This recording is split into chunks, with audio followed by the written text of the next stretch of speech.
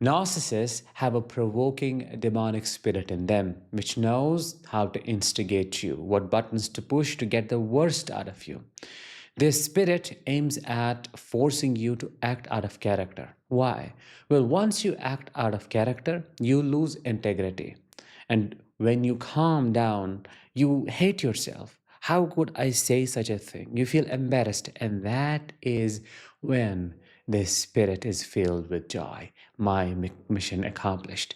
The spirit is extremely clever in nature, but weak because it will play this shady game, however, will never take responsibility. The minute your rage comes out, it will hide. And that's when the narcissist turns into victim. That puppy, oh, I don't know why you are behaving this way. Look at me, everybody. See how I am being targeted. How is this person acting? I don't know what I have done to them. They know exactly how to gain sympathy and gaslight you by reversing the whole situation, by turning tables at you. Let's talk about this further in today's episode. Hi, I am Danish, a narcissistic abuse recovery professional. Today's topic is interesting and spiritual in nature. How a narcissist is influenced by a demonic provoking spirit. I have my personal experiences to share, so stay until the very end. First things first, when I say narcissism and demonic spirits, I'm not abdicating responsibility. I'm not saying, oh, a narcissist is controlled by an alien entity and they have zero choice. Of course not. What I'm saying is that there is a demonic aspect that also influences their choices, the choices they have already made, the choice to harm you, the choice to be evil, the choice to lie, the choice to manipulate, the choice to gaslight, to cause massive pain to other people. That whispering voice becomes more powerful, it's more alluring and more influential on the soul that has already abandoned light. One powerful demonic entity that takes over a narcissist's psyche is the provoking spirit. As the name suggests, this spirit tries to instigate you. That's where the reaction to their abuse comes from. Of course, they love to pretend to be the victim. They love to get the worst out of you. But how are they able to keep it so clean? How are they able to convince everybody they are a victim?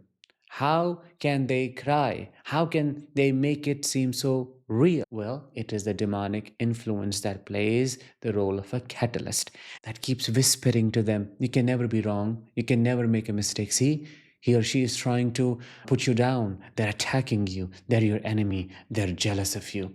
Go attack them. Try to push their button. Say the most horrible thing you can. Provoke them. And then when they give you a reaction, sit there in the corner with a smirk on your face and watch them melt, watch them go crazy. When they lash out, when they rage, you know you have won because your power lies in controlling their emotions. That's exactly what a narcissist follows. They'll say something or even do something they know for sure will make you angry. And they'll do it when others are watching, especially your kids, if you have kids with them.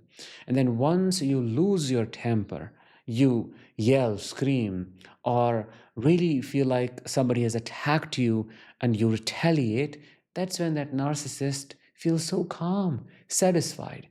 The first personal experience that I would like to share with you is of my narcissistic roommate that I survived during my college years. So we were three people living in the same room. One was him, me, and my other friend. One fine day, this narcissist did something. We had shared responsibilities. On a particular day, I was supposed to wash some utensils, and on the other day, let's say Thursday, it was his job to do so. But that day, when it was his responsibility, he was giving me silent treatment. He was stonewalling me. And he washed utensils except mine. He washed his own cup and that friend's cup. It angered me. He knew it because it was all about justice. He would demand things from me. Why didn't you wash this? Why didn't you clean it this way? Why didn't you take care of this thing? He would always interrogate me. But that day I had had enough. I asked him why. And he didn't even talk to me. He didn't even acknowledge me, which angered me further because he had already been abusing me.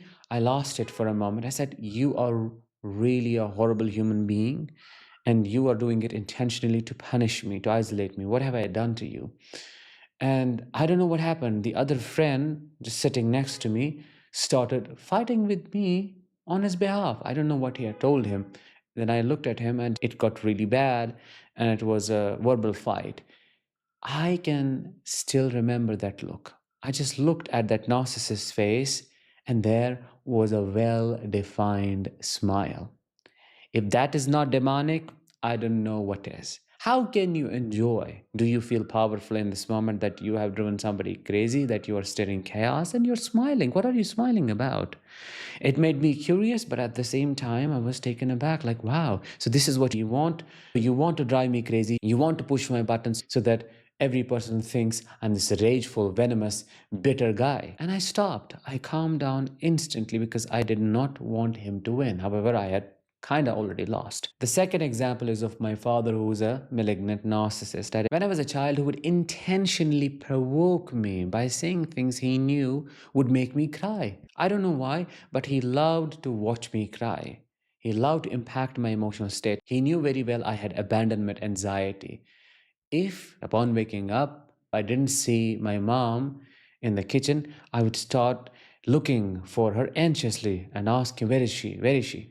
Because my fear was deep down that probably she has left us. Maybe they have fought overnight and then she's gone and she'll never come back. That was my biggest fear. That was death to me. And then he would say, oh, she left.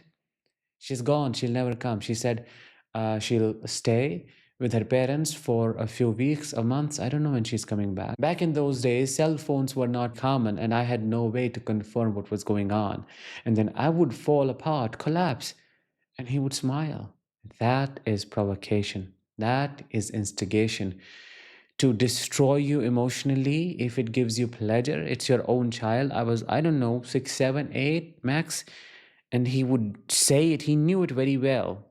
Despite knowing how painful it was for me to even think of being separated from my mom, he would just say it in a very casual manner, showing me that he loved to see me in tears. Third, and the craziest personal experience, I have shared it before, but in a different context. My grandfather, my father's father, was a psychopathic narcissist. Okay, it's a family of narcissists. He used to practice magic. I'll say it as it is. When I was young, he told me about a spell that he used to stir chaos in a family, to cause a fight between two people. He narrated a story of how he used that spell. He said, I went to a home like this, and there were two people sitting in that room, and I read this, and then I did that. He even showed me the actions, even told me what he read. I don't remember that right now. But those were some of the verses and some additional things, and then some gestures he made. And he said, instantly, these two people started fighting with each other. I acted like I don't know what's going on. And then I calmed them down. I said, it's fine, it's fine. And he was laughing about it. What is there to laugh about? I don't understand. Why would you enjoy stirring chaos, causing trouble, making people anxious and angry? But I think I have my answers. It is demonic. That's what a demon does. Devil loves to plant seeds of confusion in people. Devil loves to put people against each other. That's exactly what a narcissist does.